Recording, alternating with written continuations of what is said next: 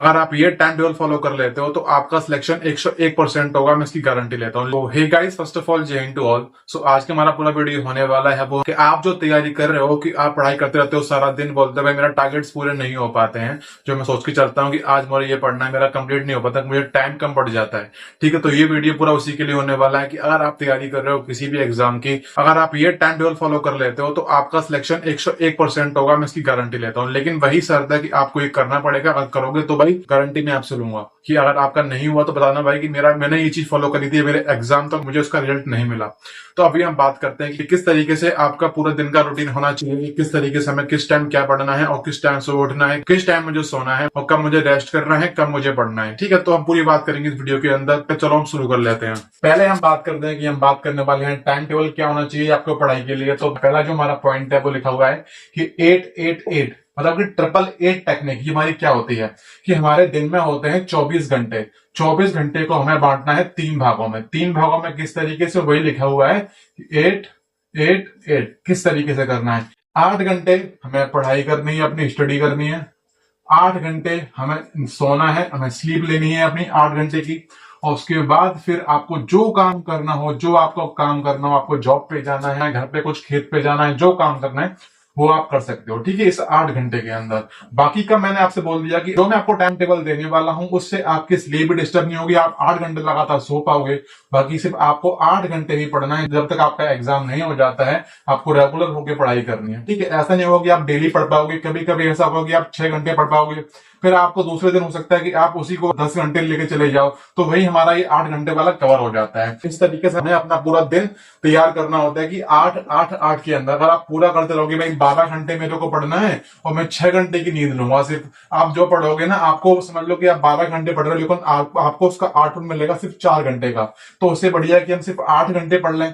जितना हम पढ़ेंगे हमें उसका आउटपुट भी मिलना चाहिए। ठीक है, तो इसीलिए बता रहा हूँ कि 8-8-8 में डिवाइड करेंगे मैं पूरे दिन को। और किस तरीके से करना है बताता हूँ, पूरा लिख के लेके आया हूं मैं। तो हम बताते हैं कि हमारा जो टाइम टेबल है किस तरीके से होना चाहिए। तो देखिए, मैं हर चीज लिख के लेके आया हूँ टाइम के अकॉर्डिंग, किस तरीके से कब क्या पढ़ना है बताता हूँ मैं। देखो, अगर आप तैयारी कर रहे हो फोर्स में जाने की, तो भाई आपको आपका जो डेली रूटीन होना चाहिए वो कुछ इस तरीके से होना ही चाहिए। ठीक है, जो मैंने लिख रखा है यहाँ पे। हमारी जो सुबह हमारी होनी चाहिए वो होनी चाहिए सुबह 5 बजे के आसपास, मतलब कि 5 से 6 के बीच आपको क्या करना है बताता हूँ, जो कि बहुत इंपॉर्टेंट है अगर आपको तैयारी फोर्स के एग्जाम की कर रहे हो तो। ठीक है, फिर 8 से हम 10 पढ़ेंगे, फिर हम 11 से 12:30 पढ़ेंगे, फिर 1:30 से 3 तक पढ़ेंगे, फिर हम 3:30 से 4:30, फिर 5:30 से 7:30। आप पूरा जब काउंट करोगे तो आपको दिखेगा कि आपकी पूरी पढ़ाई पूरे दिन में आपकी हुई है 8 घंटे की। 8 घंटे जो होता है वो काफी होता है। किसी से पूछ लेना इसका सिलेक्शन हो चुका है, उसे पूछना, बोलना भाई मैं 8 घंटे डेली पढ़ाई कर रहा हूँ, मेरे लिए सही है क्या? वो सीधा बोलेगा भाई 8 घंटे काफी है। ठीक है, जो टॉपर्स होते हैं वही 8 घंटे पढ़ाई कर पाते हैं। आपका जो टाइम टेबल होने वाला है पूरा टॉपर्स के अकॉर्डिंग है, तो भाई आपको मैं बताता हूँ। 5 से 6 हम फोकस करेंगे हमारी बॉडी के ऊपर। किस तरीके से आपको पता है, जैसे ही आपका एग्जाम हो जाएगा जेडी का, फिर आपका फिजिकल होता है।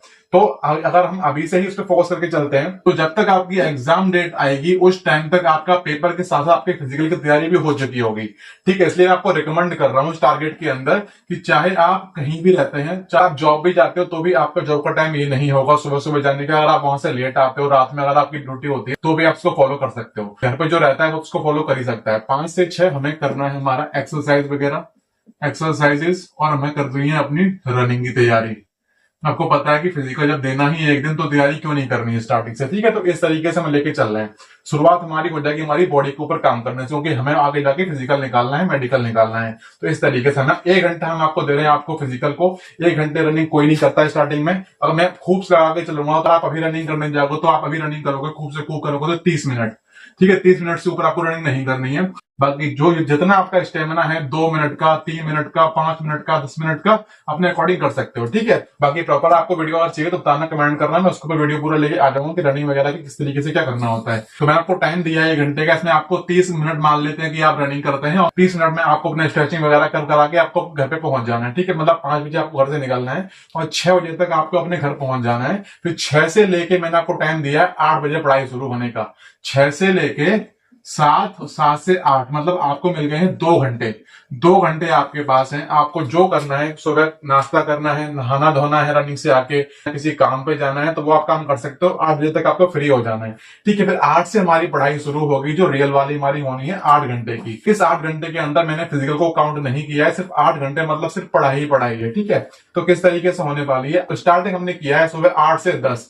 क्या पढ़ेंगे इस टाइम? इस टाइम आपको वो पढ़ना है जो आपको पता है कि मेरा सब्जेक्ट वो वीक है, ठीक है। जैसे मान लेते हैं कि आपने एक मॉक टेस्ट लगाया, उसमें आपका स्कोर मैथ में रहा 20 नंबर, हिंदी में आपका रहा 25 नंबर, और रीजनिंग में आपका रहा 30 नंबर, और जीके में आपका रहता है 10 नंबर। आपको यहाँ समझ में आ जाएगा कि आपका कौन सा सब्जेक्ट वीक है। अब आप बोलोगे भाई मेरा तो जीके ज्यादा वीक लग रहा है, 10 नंबर मेरे यहाँ पे। लेकिन सुनो, जीके जो हमारा होता है, जीके के अंदर सिर्फ एक सब्जेक्ट नहीं है, जीके हमारे होते हैं कम से कम 8 से 9 सब्जेक्ट, ठीक है। और आप जीके स्ट्रॉन्ग करने जाओगे तो आपको कम से कम पढ़ने पड़ेंगे 8 से 9 सब्जेक्ट।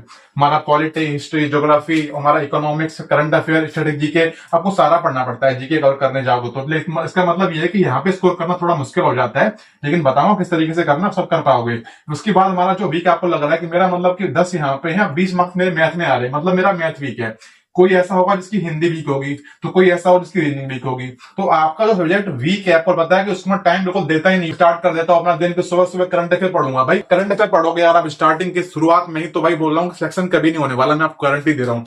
मैं सीधा सीधा बोल रहा हूँ, जो रियल चीज है टॉपर्स के अकॉर्डिंग आपको बता रहा हूँ, ठीक है। तो आपका जो सब्जेक्ट वीक है आपको वो यहाँ पे रखना है। मैं नहीं बोलूंगा आपको मैथ पढ़ना है, हिंदी पढ़ना है, रीजनिंग पढ़ना है। आपको जो पता है कि जो सब्जेक्ट आपका वीक है जिसकी वजह से आपका सिलेक्शन रुक सकता है, तो आपको सुबह के 2 घंटे उसको देने हैं। मान लेते हैं कि मेरा मैथ वीक है, तो मैं सुबह सुबह 2 घंटे में मैथ ही पढ़ूंगा। मन नहीं करेगा फिर भी पढ़ूंगा, क्योंकि सिलेक्शन लेना है। हमारे पास कोई ऑप्शन ही नहीं है कि हम कुछ और कर लेंगे, भाई नहीं। मैं मैथ स्ट्रॉन्ग करनी ही पड़ेगी। अगर हमें 40 में 40 लेके आने हैं तो उसके लिए क्या करना पड़ेगा, पढ़ाई करनी पड़ेगी। मैं आपको दे दी 2 घंटे, तो आपके ऊपर है कि आपको सुबह मैथ पढ़नी है। जो सब्जेक्ट आपका वीक है आपको फोकस करना है सुबह सुबह उसी के ऊपर। मत करना कि सुबह सुबह जीके पढ़ लेते हैं, किसी ने बोला कि याद अच्छा हो जाता है, ड्रामे मत करना। जो बता रहा हूं उसको फॉलो करो बढ़िया से। फिर हमारा है 10 से लेकर 11 तक, मैंने आपको 1 घंटे का रेस्ट दिया है, ठीक है। अगर आप लाइब्रेरी में पढ़ते हो तो आप इसको पूरा रेगुलर फॉलो कर सकते हो विदाउट एनी ब्रेक, ठीक है। अगर आप घर पर तैयारी करते हो तो आप इसमें ब्रेक दे सकते हो। मैं तो बोलूंगा कि ब्रेक जरूरी है तैयारी के अंदर, तो आप ब्रेक दे सकते हो, ठीक है। तो हमारा जो स्टार्ट होगा पढ़ाई वो हमारी होगी 10 तक हमारी हो चुकी है, मैथ पढ़ लेते हैं मान लेते हैं। फिर हमारी पढ़ाई स्टार्ट होगी 11 से लेकर 12:30 तक। 11 से 12:30 हम पढ़ लेते हैं रीजनिंग। रीजनिंग जो होती है बहुत इजी होती है। अब मैं मान लेता हूं कि 11 से 12 बजे तक आप ले लेते हो एक क्लास 1 घंटे की। फिर आपके पास बचेंगे 30 मिनट, जो मैंने आपको यहाँ पे प्रॉपर दिए हुए हैं। 30 मिनट दिख रहा है आपको? तो 30 मिनट के अंदर पूरी आपकी एक क्लास का आपको कर लेना है रिवीजन, आपको कर लेनी है प्रैक्टिस, ठीक है। समझ में आ गया? पूरा 1.5 घंटा मैंने आपको दिया है रीजनिंग के लिए, 1 घंटे आपको क्लास लेनी है, 30 मिनट आपको करना है उसका रिवीजन और प्रैक्टिस, ठीक है। इस तरीके से आपकी रीजनिंग कंप्लीट हो जाएगी। और जो नेक्स्ट पीरियड स्टार्ट करेंगे पढ़ाई का वो हमारा होगा 1:30 बजे से, ठीक है। फिर हमने आपको दिया है ब्रेक। 1 घंटे में आपको जो करना हो, खाना पीना खाना हो, दोपहर का टाइम हो चुका हो तो आप कर सकते हो। आपको स्टार्ट करना है 1:30 बजे से, ठीक है। 1:30 बजे से आपको पढ़ना है 3 बजे तक, जो कि हमारा पूरा 1.5 घंटे का हमारा हो जाता है। फिर इसमें क्या पढ़ना है, इसमें हम पढ़ सकते हैं, अगर आप इंग्लिश करने वाले हो जीडी के एग्जाम के अंदर तो आपको इंग्लिश पढ़नी है, और आपको हिंदी करना है तो आप उसमें हिंदी पढ़ सकते हो, ठीक है। वो आपके ऊपर है कि आपको क्या करना है। मैं रिकमेंड करूंगा कि आपको हिंदी ही पढ़नी चाहिए अगर आपको 40 में 40 लेके आने हैं तो, ठीक है। तो इस तरीके से आप क्लियर कर दिया कि हिंदी बहुत ईजी होती है, आप 1.5 घंटे में पूरा क्लास ले लोगे। आप इंग्लिश की क्लास भी आपकी 1 घंटे में आपकी क्लास हो जाएगी। 30 मिनट जो बचेंगे आपको उसी क्लास का रिवीजन कर लेना है 30 मिनट के अंदर, तो आपका सेम डे आपका क्लास भी हो जाएगी और आपका साथ साथ आपका रिवीजन भी होता चला जाएगा हर सब्जेक्ट का। मैंने आपको बता दिया। 3 से 3:30 तक आपको मिलेगा 30 मिनट का ब्रेक। यहाँ पे 1 घंटे का क्यों नहीं दिया? क्योंकि हमारा हिंदी जो हमारा इंग्लिश होता है ईजी होता है, मैथ जैसा नहीं है कि मैं पूरा घंटा चाहिए रेस्ट के लिए, नहीं।